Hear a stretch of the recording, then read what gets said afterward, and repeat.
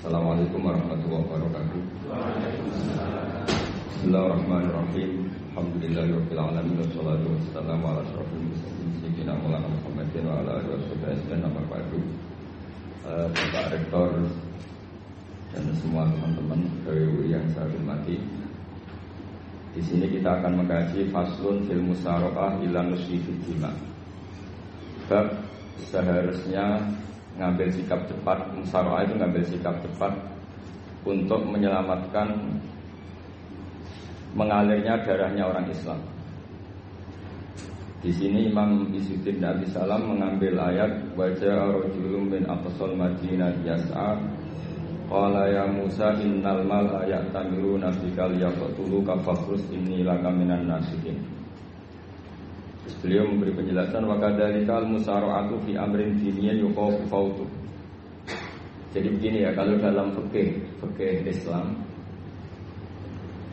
misalnya ini ada di beberapa literatur fikih, di semua fikih baik mazhab Syafi'i, Hanafi, Hambali, di semua kitab fikih. Misalnya ada orang mau masuk Islam, terus konsultasi sama ustadz atau sama kiai, Pak saya mau masuk Islam. Kamu nggak boleh ngambil sikap monggo ngeteh dulu, itu tidak boleh. Atau apalagi diajak ngobrol dulu. Karena 5 menit kita mempersilahkan ngopi dulu itu artinya dianggap kita membiarkan dia dalam keadaan kafir 5 menit dan kita dianggap ikut tanggung jawab. Sehingga di bab ada ulama yang ngebabkan itu sampai di bab murtad. Termasuk murtad adalah orang yang dimintai mensyahadatkan non-muslim kemudian disuruh ngopi dulu atau enggak, karena dianggap pembiaran sekian menit masih berstatus kafir. Jadi ibaratnya gini ya, kalau kita mungkin baru bapak-bapak baru pakai celana pendek terus ada orang kecelakaan di jalan, saya tak pakai baju dulu nanti baru kamu saya selamatkan, itu kan naif. Kalau begitu saja naif, apalagi orang yang kafir, kemudian pas mau minta disyahadatkan, kita bilang monggo mandi-mandi dulu, ngeteh-ngeteh dulu. Berarti ada pembiaran sekian menit, dia masih berstatus. Artinya begini, kalau dia saat itu kok dimatikan oleh Israel, berarti mati dalam status kafir. Dan kita ikut tanggung jawab, karena harusnya bisa Islam, andai kan kita mensyahadatkan saat itu juga. Jadi itu bab-bab yang dianggap ekstrim dalam kutubil fikih, bab-bab fikih. Makanya dalam kitab fikih, saya berkali-kali ada non-muslim mau bersyahadat ke saya. Itu saya bilang ke santri-santri saya, saat itu juga harus kamu ajarin, meskipun pakai bahasa Indonesia. Yang penting status kafirnya apa? Zina. Baru setelah itu ada hukum sosial ya, mungkin kita nawarin teh atau kopi atau apa. Makanya di sini dibabkan bab seseorang harus tergesa-gesa atau bercepat-cepat atau ngambil sikap bergegas untuk melakukan kebaikan. Terus ayat kedua yang dipakai Izzuddin bin Abi Salam itu begini. Ketika Allah mensifati orang munafik, status orang munafik itu apa? Wa idza qamu ila sholati qamu kusala. Mereka kalau dipanggil untuk sholat, ya berangkat tapi kusala cara malas-malasan. Sehingga untuk menunjukkan kita loyal sama Allah itu ya paling tidak ada sikap di atas rata-rata ya. Makanya ada sa'i ya, lari-lari kecil, tawaf juga disunatkan ada lari-lari kecil, disebut ar-romal, romal itu lari-lari kecil. Untuk menunjukkan bahwa kita loyal sama Allah itu tidak sak kobre cara Jawa. Nah itu dibabkan sendiri. Jadi beda antara tergesa-gesa sama ekspresi serius. Jadi musyawarah itu ya kira-kira kan nggak mungkin lah kita dipanggil rektor atau kiai atau orang tua kita terus jalan leha-leha, itu kan nggak mungkin. Apalagi ini yang manggil Allah Subhanahu wa Ta'ala. Makanya dibabkan faslun fil musara'ah ila nusfi fid dima. Nah contoh yang diambil di sini begini. Ketika ada debat terbuka antara Fir'aun dan Musa, saya ulang lagi, ada debat terbuka antara Musa dan Fir'aun. Kan Nabi Musa datang ke Fir'aun. Lalu kata Fir'aun, ini asal-usul ayat ini, saya terangkan sejarahnya. Kata Fir'aun, lalu kalau kamu tidak nuhankan saya, Tuhan kamu siapa? Terus kata Musa, Rabbus samawati wal ardi, yang nuhani langit dan bumi. Fir'aun masih berkelit. Kalau Tuhan di bumi, setahu saya kemana-mana yang dituhankan saya, kata Fir'aun. Ma'alim tulakum min ilahin ghairi. Terus Nabi Musa masih ngendikan, ya sudah Tuhan yang nuhani langit. Terus Fir'aun manggil Haman. Haman itu arsitekturnya Fir'aun. Ya Haman ibnili sorhal ali abduhul asbab samawati at-taliya ila ilahi Musa. Haman bangunkan kami piramida yang tinggi. Saya ingin melihat Tuhannya Musa. Musa akhirnya mikir, karena kalaupun Fir'aun bisa naik ke langit tetap tidak bisa melihat Tuhan. Kita tahu Tuhan nggak bisa dilihat. Kita yang mukmin aja udah lihat, apalagi Fir'aun rivalnya. Akhirnya Musa ganti argumentasi, yaitu argumentasinya Musa, Rabbukum wa Rabbu abaikumul awwalin. Ini perlu diingat dan perlu saya sampaikan. Yang nuhani kamu dan yang menuhani leluhur kamu. Itu sangat memukul Fir'aun. Karena logikanya kalau Fir'aun itu Tuhan, berarti babanya dulu tanpa Tuhan. Ini ada Tuhan terlambat. Jadi kalau Fir'aun Tuhan, berarti mbahnya tanpa Tuhan. Karena zaman era mbahnya belum ada Tuhan. Karena perdebatan itu banyak punggawa Fir'aun yang mukmin. Wah, ini Fir'aun enggak benar ini. Kalau dia Tuhan berarti babanya tanpa Tuhan. Karena kalau iman itu akan diadili, akan dieksekusi, maka orang ini berstatus rajulun mu'minum min ali fir'auna yaktumu imanah. Maka di Quran diterangkan wa qala rajulun mu'minum min ali fir'auna yaktumu imanah. Ada seseorang yang iman tapi menyembunyikan iman. Lah orang ini selalu ikut rapat di rapat-rapat penting Fir'aun, termasuk rapat ketika Fir'aun dan para tentaranya memutuskan membunuh Musa. Karena dia ikut rapat dan eksekutornya besok disuruh nangkap Musa, orang ini malam itu juga nemuin Musa terus bilang innal mal ayatamiruna bikal yaqtuluka Musa. Rapat tadi malam memutuskan kamu besok dibunuh, maka kamu harus bergegas meninggalkan Mesir. Nah, dari kesimpulan itu, dari cerita itu kemudian diambil secara hukum fikih bahwa untuk menyelamatkan darah harus sah, harus bergegas. Andai kan Musa itu kok sak kobre, sak sempate, maka keburu. Andai kan ini rojul ini tadi, orang tadi penasihat tadi, kok sak kobre ya, maka berarti Musa terlanjur tertang. Jadi itu pentingnya ulama ya. Jadi cerita yang linier, cerita yang seakan-akan cerita di tangan ulama tetap menjadi al-ahkam al-fiqhiyah, menjadi ketentuan-ketentuan apa? Fikih. Jadi yang diambil di sini adalah lelaki tadi yang ikut rapat tadi bergegas menemui Musa, memberitahu kalau kamu besok mau dieksekusi, fakrus, maka kamu harus secepatnya keluar dari Mesir untuk menyelamatkan diri. Terus oleh Sayyiduddin tidak bisa dibabkan bab harus tergesa-gesa menyelamatkan darahnya orang apa? Islam. Jadi ini penting saya sampaikan. Jadi al-qasas ya, semua cerita di Quran itu tidak sebagai cerita, karena Quran tidak ingin melahirkan pendongeng, tapi harus menjadi ibrah, menjadi teladan. Jadi makanya terus di kitab-kitab ulumul Quran diterangkan al-qasas ya, beberapa cerita di Quran adalah semuanya menjadi ketentuan fikih. Saya ulang lagi ya, semua cerita yang ada di Quran itu menjadi ketentuan fikih, meskipun alurnya apa? Cerita. Kayak tadi kan alurnya cerita bahwa lelaki ini bergegas nemui Musa supaya Musa cepat keluar dari Mesir. Terus dibabkan babul musaroah ila musifid. Saya teruskan. Wa kama la ra'ayna ma yaqtulu musliman law taqtu'u alaihi la qatalahu fal musaroah ila takrisihi min wajibatun. Idlaisal unatu mahmudatan fi kulli syai'in falaha mawatin tuhmadu fiha wa mawatin tutammu fiha wa kadzalika al musara'a wal lain wal dhilta wa ghairuhuma nas'alullaha ay waffiqana lil amal fi taati fi mawaqi'iha wa madhaniha. Terus cara berpikir ulama, saya pernah baca dalam satu sejarah ulama besar namanya Sufyan Ats-Tsauri. Sufyan Ats-Tsauri itu menjadi wali itu gara-gara kalau sholat di masjid itu beliau datang sebelum azan. Saya ulang lagi, beliau datang sebelum azan. Ditanya, kenapa kalau kamu datang sebelum azan? Saya ini enggak ingin jadi hamba yang buruk. Hamba yang buruk atau pembantu yang buruk adalah setempe nunggu dipanggil. Misalnya kita tahu majikan kita pasti manggil jam 7. Kemudian jam 7 itu Anda masih ngopi, masih tata-tata, itu kan tidak menghormati majikan. Harusnya kamu setempe di jam yang saat itu pasti majikan Anda Memanggil, kata beliau, saya tidak ingin seperti pembantu yang buruk, datang nunggu apa? Di mana?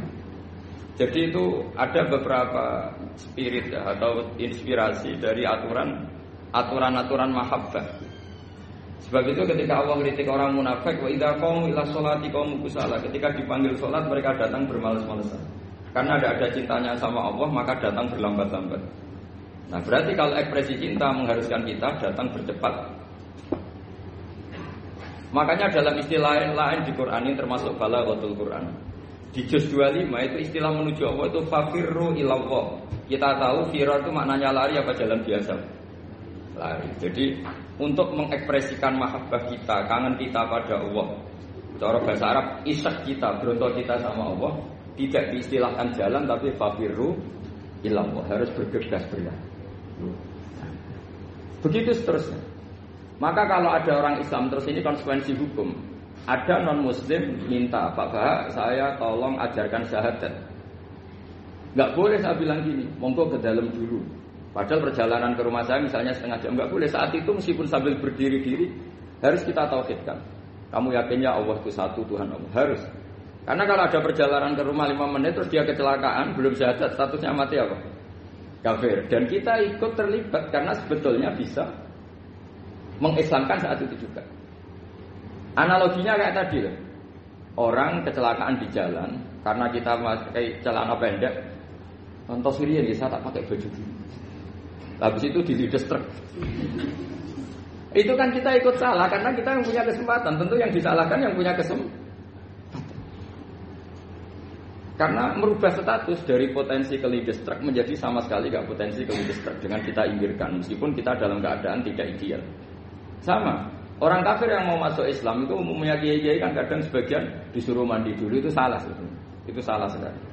Sangat salah. Apalagi nunggu seremonial di masjid, nunggal toko-toko itu buyutnya salah. Itu gak cuma salah, buyutnya salah. Jadi salah yang akut. Itu salah besar. Kalau seremonial monggo, tapi kalau mengislamkannya harus saat itu. Apalagi seremonial seminggu lagi nunggu tokoh terkenal, nunggu disyuting dulu, wah itu perilaku show, itu bukan mengislamkan itu. Makanya kita yang sebagai peneliti fikih itu kadang itu enggak sreg gitu. Masa mau Islam nunggu di masjid dulu, di syuting dan tokoh-tokoh itu salah. Itu sama dia kamu lihat orang kecelakaan mau menyelamatkan, ini ada wartawan enggak? Minta di syuting dulu sedang mati ini kan. Jadi kita normal saja dalam Islam, sesuatu yang mendesak, yang emergensi ya perlakuannya harus cepat. Sehingga dibabkan faslun fil musara'ah ila nusifid fiddima. Jadi ada beberapa contoh di Quran memang aturannya seperti itu. Makanya semua redaksi Quran tentang menuju Allah diredaksekno fafirru ila. Makanya di Tawaf ada ekspresi romal, jalan agak cepat. Di Sa'i juga ada momen-momen kita harus romal, berjalan cepat. Di beberapa aturan juga seperti itu. Ya saya ulang lagi, di beberapa aturan Islam juga seperti itu.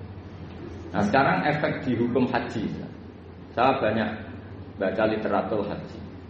Haji dalam aturan Islam itu wujuban tarohian, wajib yang tidak langsung mendesak. Kemudian semenjak ada fakta kita harus nunggu, daftar tunggu.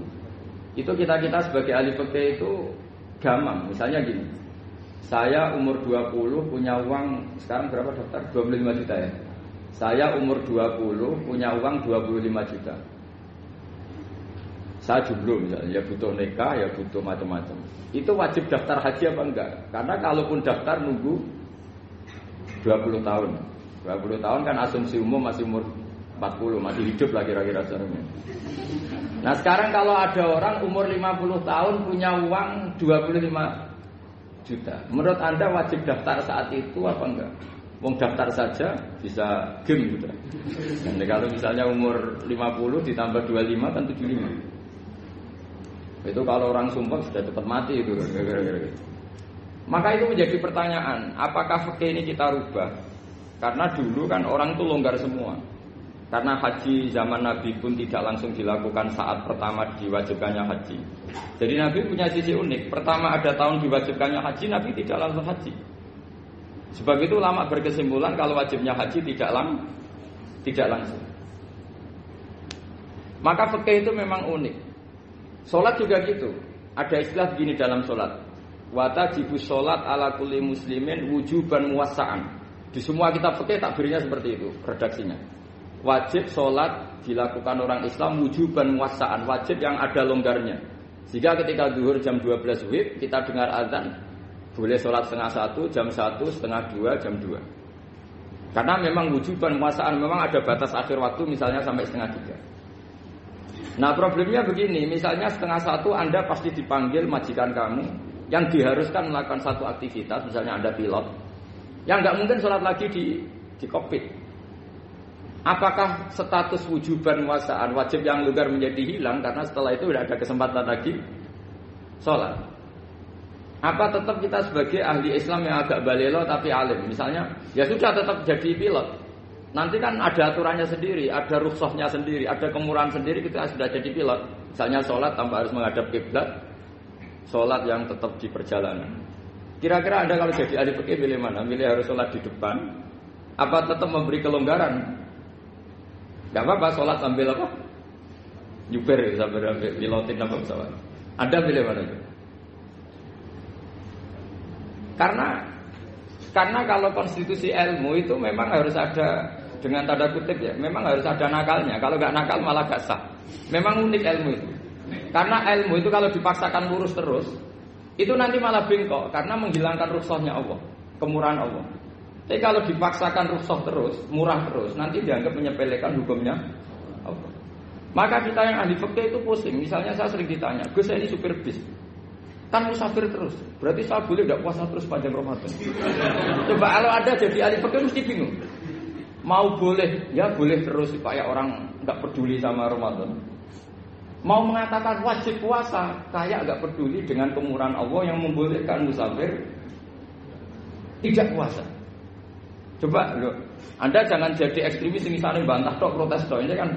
Jadi memang mengkaji ilmu itu. Ya makanya dengan tanda kutip itu harus ada nakalnya. Tapi nakal yang baik bukan nakal. Nakal itu kalau bahasa Jawa itu kan tidak harus dosa. Seperti anak kecil, menek-menek itu, tuh bocah kok nakal. Padahal anak kecil menek itu haram dah. Enggak kan? Malah orang tuanya yang bentak itu yang haram. Yang nakal betul ya ibunya yang bentak cerewet itu, karena ibunya orang yang sudah mukallaf, sudah tua, salah langkah yaitu bentak. Kalau anaknya naik meja itu ya sebetulnya bahasanya tidak nakal, lucu. Oh jebles pinter conggo iso munggah meja, harusnya diapresiasi. Tapi rata-rata itu semua akal mecah gelas. Malah boe malah mecah tabungan. Bapaknya marah tukang nguras tabungan. Sebetulnya senakal-nakalnya anak kecil itu nakal orang tuanya, itu pasti. Karena ini sudah kena kitab, sementara anak-anak belum kena. Saya pernah punya tamu, karena di tradisi dia itu sering punya tamu. Bapak ibunya itu kultus sama kiai, bentak anaknya disuruh salim sama saya. Anak kecil kan nggak mau jalan-jalan terus, marah. Tak marah orang tuanya tak marahin. Yang dosa itu kamu bentak anaknya. Kalau anak kecil itu kena diskon rufi al-qalamu an salasin. Di antara aturan Islam apa? Tidak ada keharusan bagi 3 orang. 1 anak kecil sampai balik, 2 orang tidur sampai bangun, 3 orang gila. Artinya anak kamu itu tidak kena hitop untuk sopan sama kamu. Kamu yang kena hitop baru sopan sama anak-anak kata mereka. Dan ini ada Jawa itu kadang keliru. Jadi orang tua itu marah-marah memaksakan anaknya sopan. Padahal Allah memberi diskon anak kecil itu belum wajib sopan. Gak apa-apa ada tamu naik-naik kecil, asal masih anak kecil. Makanya Rasulullah ketika beliau sholat sujud itu Hasan Husain itu naik. Cara Jawa Nabi itu digawe tumpakan. Semua riwayat mengatakan Nabi itu diam saja, gak berani ngangkat. Sampai sahabat itu ada yang ngomong, ini Nabi sujud lama sekali ada apa? Jadi kita punya riwayat itu ya baru kayak sahabat yang agak nakal. Semuanya itu sujud, tapi bareng di atas rata-rata ada sahabat yang belakang ngomong, ada apa tuh ini sujudnya kok lama? Barokahnya itu ditemukan riwayat, oh ono putune itu. Karena Hasan itu naik di atas punggungnya apa? Nabi itu andikan tidak ada yang ngomong, riwayat ini tidak ditemukan. Barokahnya ada yang ngomong itu mungkin. Kalau sekarang mungkin semua masjid melongok karena orang sekarang jarang yang khusyuk. Kalau dulu hanya 1 yang di belakang. Setelah itu Nabi memberi penjelasan, saya tadi sebetulnya harus mengakhiri sujud saya sesuai aturan umum, tapi ada cucu saya tak biarkan sampai dia puas naik punggung saya, sehingga dia turun baru saya naik. Filosofinya apa? Begini, anak kecil satu tidak kena ditop. Dua, jangan sampai sholat itu jadi problem. Kalau Nabi nyentak Hasan, membentak, putu ono bae sholat kok diganggu, maka sholat menjadi trauma. Gara-gara sholat bahasa bentak saya. Lama-lama anak ini trauma dengan sholat karena dianggap problem. Makanya saya termasuk kiai nggak berpendapat anak kecil nggak boleh di masjid. Sering kan anak kecil di masjid, ayo khutbah rame. Saya termasuk setuju tetap boleh. Kalau dibentak di masjid, maka dia trauma dengan masjid. Wong saya ke masjid dibentak. Lagi pula kadang-kadang orang tuh gaya-gayaan tok. Wah, rame orang khutbah. Rame nih. Padahal kalau nggak dirapeni anak-anak malah udah tidur.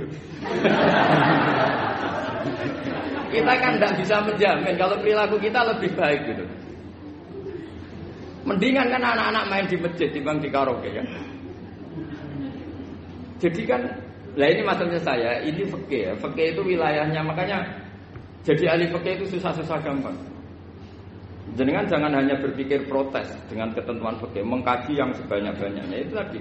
Misalnya Anda seorang supir permanen. Supir bis terutama, kalau truk kan bisa liha-liha, kalau bis kan ada deadline-nya ya waktu. Seperti bis jurusan Surabaya Semarang, saya kan sering naik bis jurusan Surabaya Semarang. Kadang-kadang supirnya melihat saya tanya, "Gus, saya ini supir. Saya ini Ramadan itu gimana ini?" Ya saya sudah ngerti setengah nakal, dan senengnya dijawab rasa poso ya saya tahu. Tapi masalahnya secara fikih kalau kamu mengatakan kamu harus puasa terus, kamu melanggar konstitusi ilmu. Memang musafir punya diskon? Boleh? Tidak puasa. Pertanyaannya, bayarnya kapan? Wong Syawal ya nyupir lagi, Dzulhijjah ya nyupir lagi, nanti sampai Ramadan ya. Lah terus, ya pas kamu cuti, biasanya cutinya pas sakit, boleh diskon lagi karena sakit. Coba. Nggak, andai kan Anda jadi ahli fikih milih zaman. Lo kalau orangnya soleh terus kayak ustadz-ustadz di sini kayak dosen UI kan, masa dosen UI Universitas Islam nggak Islami kan nggak mungkin. Mungkin memilih poso kan. Masalahnya ini kan hukum untuk orang kebanyakan, nggak boleh hukum musuh gak kuat. Sahur jam 3:30 ngombe vitamin pokoknya harus kuat. Itu udah hukum, itu saran. Hukum itu beda dengan saran. Hukum itu hanya berpijak musafir itu boleh store. Kalau saran memang boleh, ya usahakan kamu makan 3:30 pas fit, nyupir. Terus kalau nyupir selesai jam 10 nanti istirahat. Memangnya majikan bisa ngatur jamnya? Itu fikih. Maka menjadi perdebatan. Yang namanya pergi itu apa? Menurut Imam Syafi'i, pergi itu ya dari rumahnya ke tempat yang asing, yang tidak wilayahnya namanya pergi. Menurut Imam Ahmad bin Hanbal enggak. Pergi itu tidak kerja. Jadi orang yang supir yang seperti itu namanya tidak pergi tapi kerja. Tanyakan ke publik, misalnya jenengan ke UI, istri kamu atau suami kamu ditanya, istri kamu kemana? Kira-kira jawabnya bilang pergi jalan-jalan atau bilang kerja? Kerja. Makanya kata Imam Ahmad bin Hanbal, mudi mustafar atau orang yang berprofesi, yang profesinya memang harus pergi kayak traveling atau supir, maka itu namanya tidak pergi, namanya itu kerja. Karena apa? Sekali distatuskan pergi, maka ikut status yang dikatakan Allah dan Rasul, dapat diskon, boleh tidak puasa. Maka terus kita debat tentang definisi. Nah, definisi ini penting karena yang menjadikan hukum rubah itu definisi. Misalnya gini, mbak ini ngaji saya. Statusnya kalau pakai status saya ajnabi, orang lain babak ajnabiyah, maka hukumnya saya melihat babak ini haram karena statusnya ajnabi melihat ajnabiyah yang tidak mahram. Tapi kalau di fikih itu ada statusnya. Di antara lelaki boleh muwajahah sama perempuan adalah 1 untuk belajar, 2 untuk muamalah, 3 untuk kesaksian, 4 untuk pengobatan. Itu kan ada pengecualian.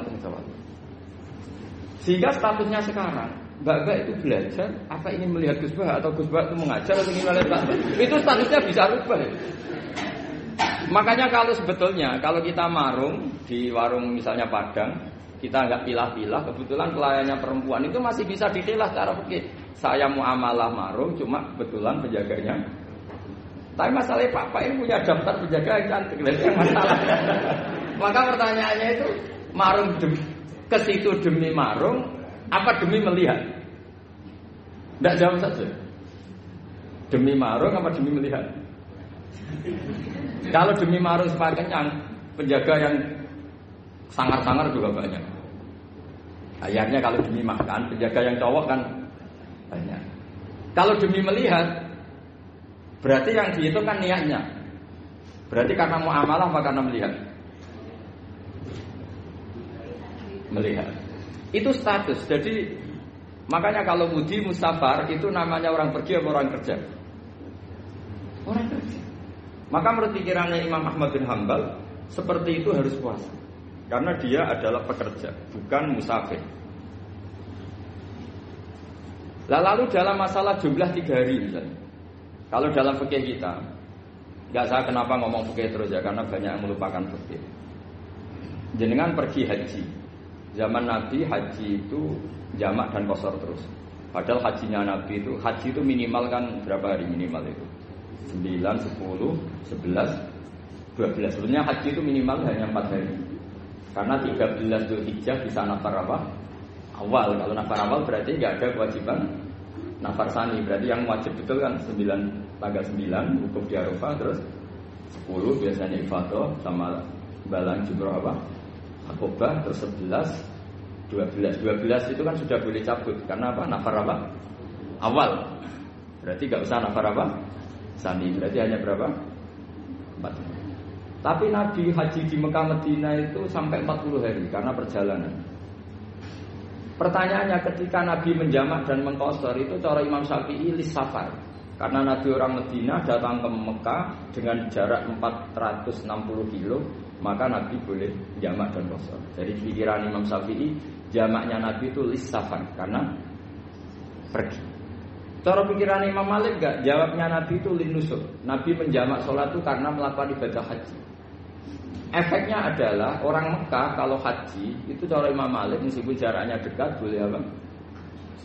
Boleh apa? Qashar, boleh jamak qashar.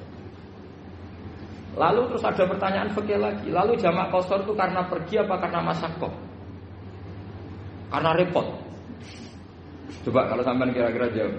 Misalnya kita orang kaya bawa uang 1 miliar naiknya Alphard, ada supirnya, ada ajudannya, pergi di jarak 100 kilo. Masyaqqahnya kan tidak ada sama sekali, apalagi di tol kebetulan tidak macet. Kira-kira boleh jamak enggak? Boleh terus karena pergi, tapi kan nggak ada repotnya sama sekali. Dibanding misalnya yang ngebis bawa beras 1 pintal gitu kan, udah gitu suruhan orang lagi kan pusing. Maka fikih ini untuk memberi hukum itu kalau fikih itu menstatuskan dulu. Ini orang boleh jamak itu karena masyaqqah apa karena safar. Lalu kalau setelah karena safar itu karena jaraknya apa tingkat masyaqqahnya. Kalau karena jaraknya ya tidak juga. Tidak juga gini maksudnya. Mungkin Anda tidak pernah terpikir begini. Kalau saya mau ke Jakarta, kemudian sampai Purworejo itu sudah waktu zuhur. Saya boleh nggak zuhur di situ sama saya? Boleh kan? Padahal perjalanan saya belum capek. Artinya nunggu boleh jamak itu setelah kita menempuh jarak itu apa menuju, sedang menuju dan niat. Sedang menuju dan niat. Misalnya saya mau ke Jakarta, saya orang Sleman mau ke Jakarta, itu sampai mana itu Magelang itu sudah boleh jamak kan? Boleh nggak? Boleh karena saya mau ke. Nah pertanyaan cara pergi mungkin ada tidak terlintas. Ternyata ditelepon sama istrinya nggak jadi pergi. Padahal sholatnya kadung di jamak, duhur dan asar. Apakah setelah di rumah sholat lagi? Sama nggak pernah mikir gitu. Karena tidak nekuni fikih. Jadi orang fikih itu sudah pusing, makanya jangan diprotes terus. Kita ini sudah pusing, tapi orang itu enak aja protes terus. Tidak menurut jenengan nanti wajib sholat lagi enggak? Dia bolehnya jamak kan berdasar berstatus musafir. Ternyata setelah Magelang ditelepon istrinya enggak jadi. Dia kadang sholat zuhur dan asar. Setelah pulang masih jam 1. Terus ada asar, wah sholat. Kalau ada sholat lagi apa ada? Jangan saran. Kalau saran, wah sebaiknya sholat lagi. Itu tidak hukum, itu saran itu namanya. Saran dengan hukum beda. Sholat lagi pada. Loh, ketika ada jaga itu berdasar malas atau berdasar hukum?